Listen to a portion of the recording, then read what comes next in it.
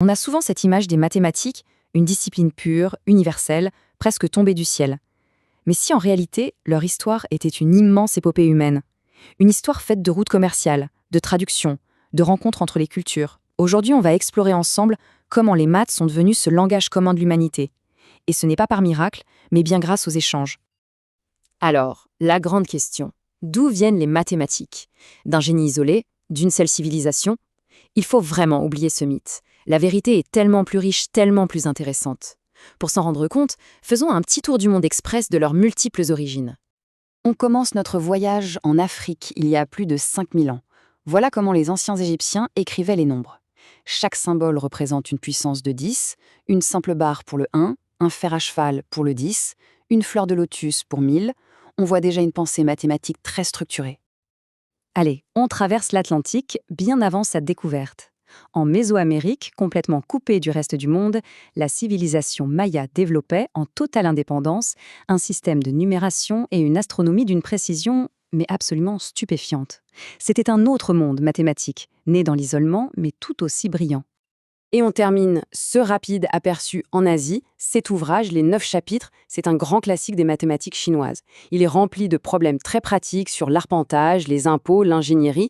Bref, de l'Égypte à la Chine en passant par les Amériques, les maths sont nées un peu partout en réponse à des besoins concrets. Maintenant, entrons dans le vif du sujet. Parce que si les mathématiques ont eu plusieurs berceaux, leur véritable force, elle vient des connexions qui se sont tissées entre eux. Ce n'est pas une histoire d'invention isolée, mais plutôt une grande conversation qui a traversé les siècles. Il faut s'imaginer les routes de la soie ou les routes des épices. Dans les caravanes, à côté des étoffes précieuses et de l'or, il y avait des concepts, des théories, de nouvelles manières de calculer qui voyageaient. En fait, les idées mathématiques ont profité de la même perméabilité entre les peuples que les biens matériels. Et de toutes ces idées qui ont voyagé, la plus fondamentale, c'est sans doute celle des nombres, qu'on utilise tous les jours. Leur histoire, c'est vraiment l'exemple parfait de ce grand relais intellectuel entre les civilisations. Ce qu'on voit ici, c'est une véritable course de relais. L'idée de génie, elle naît en Inde, au VIe siècle. Un système où la position d'un chiffre lui donne sa valeur et surtout l'invention d'un symbole pour le vide, le zéro. 3 siècles plus tard, à Bagdad, qui est alors le carrefour des savoirs du monde, le grand savant Al-Khawarizmi saisit la puissance de ce système, il l'adopte et le diffuse. Et finalement, c'est par la traduction de ses livres, de l'arabe au latin, que cette révolution arrive en Europe. C'est pour ça qu'on appelle nos chiffres des chiffres arabes, alors qu'en réalité, ils sont indo-arabes.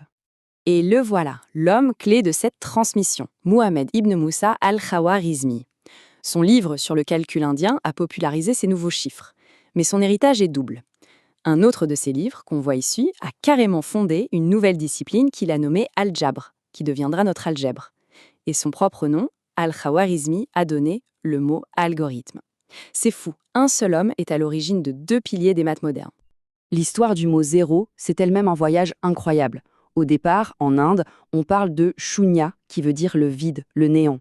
En arabe, ça devient sifre. Quand le concept arrive en Italie, la sonorité évolue en zéphiro, qui finit par donner notre zéro.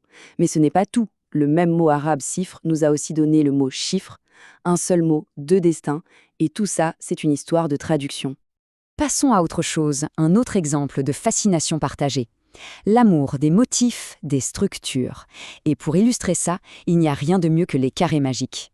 C'est un objet mathématique qui a captivé les esprits sur absolument tous les continents.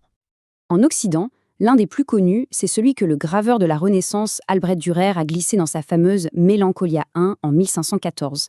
C'est un bel objet, à la fois esthétique et mathématique, mais au fait, c'est quoi exactement un carré magique? Eh bien, les règles sont d'une simplicité vraiment élégante. On prend une grille carrée, on la remplit avec tous les nombres, de 1 jusqu'au nombre total de cases. Et le but du jeu, c'est de faire en sorte que la somme de chaque ligne, de chaque colonne et aussi des 2 grandes diagonales soit toujours la même. Un puzzle arithmétique parfait. Et cette idée, loin d'être juste européenne, elle est en fait née en Chine, il y a plus de 2000 ans. De là, elle a voyagé en suivant les mêmes routes que les chiffres indiens. On la retrouve en Inde, comme ici sur ce temple, puis dans le monde arabo-persan, à Byzance, chaque culture se l'est appropriée, l'a enrichie. C'est la preuve parfaite qu'une idée fascinante ne connaît aucune frontière. Bien sûr, les mathématiques, ce n'est pas qu'un jeu. C'est aussi un outil essentiel pour se situer dans l'univers, pour mesurer le passage du temps et l'immensité de l'espace. Et là encore, chaque culture a développé ses propres instruments, ses propres méthodes. Et là, il y a un point qui est incroyable, c'est la précision, née de l'isolement. Sans aucun contact avec l'Eurasie, les astronomes mayas ont réussi à déterminer la durée de l'année solaire avec une exactitude qui dépassait celle du calendrier julien qu'on utilisait en Europe à l'époque. C'est une prouesse scientifique folle, réalisée uniquement par l'observation à l'œil nu et des mathématiques très sophistiquées.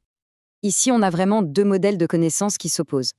D'un côté, Palenque, un pôle d'innovation né dans l'isolement complet du monde maya.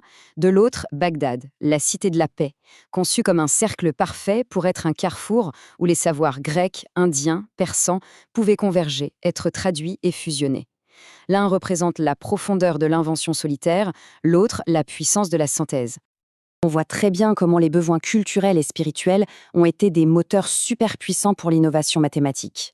Chez les Mayas, le calendrier est directement lié à une vision cyclique du temps, de la réincarnation. Dans le monde islamique, on met l'astronomie au service de la religion, pour fixer les heures de prière. Pour les Grecs et les Romains, c'est avant tout un outil pour organiser la vie de la cité. Bon, arrivons à la conclusion de tout ça. Tous ces fils, toutes ces histoires de chiffres, de motifs, d'étoiles, tout ça s'est finalement tissé ensemble pour former le tissu de nos mathématiques modernes. C'est un héritage qui est profondément mondial. Mais attention, ce transfert de connaissances n'a rien eu de magique. Il a reposé sur le travail acharné de passeurs de savoir. Dans des villes cosmopolites comme Tolède en Espagne, des érudits chrétiens, juifs et musulmans se sont penchés sur les mêmes manuscrits, travaillant côte à côte pour traduire les grands textes scientifiques de l'arabe vers le latin. Ils ont littéralement bâti un pont pour que les idées puissent traverser les cultures. Et cette citation, elle résume tout parfaitement. Ce que l'Europe redécouvre à la fin du Moyen-Âge, ce n'est pas juste l'héritage grec qui avait été oublié. Non, c'est cet héritage grec qui a été conservé, commenté et surtout enrichi par des siècles de travail scientifique dans le monde islamique. Et pourquoi est-ce que tout ça est important aujourd'hui ? Eh bien, parce que les bases de notre monde numérique se trouvent là. Les algorithmes qui font fonctionner nos smartphones, Internet, l'intelligence artificielle, leur logique fondamentale a été décrite pour la toute première fois par Al-Khawarizmi dans son livre « Il y a 1200 ans à Bagdad ». Le lien est direct.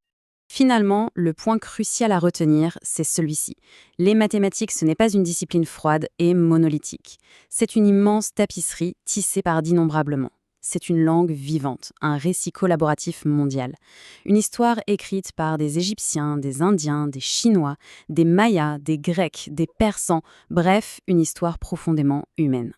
Cette grande conversation mondiale, elle continue aujourd'hui. On est plus connectés que jamais. La question qui reste ouverte, et qui est peut-être la plus excitante, c'est donc d'où viendra la prochaine grande idée mathématique ? De quel continent, de quelle culture, de quel esprit inattendu ? L'histoire nous a montré une chose. La prochaine révolution viendra probablement d'un carrefour qu'on n'avait même pas encore imaginé.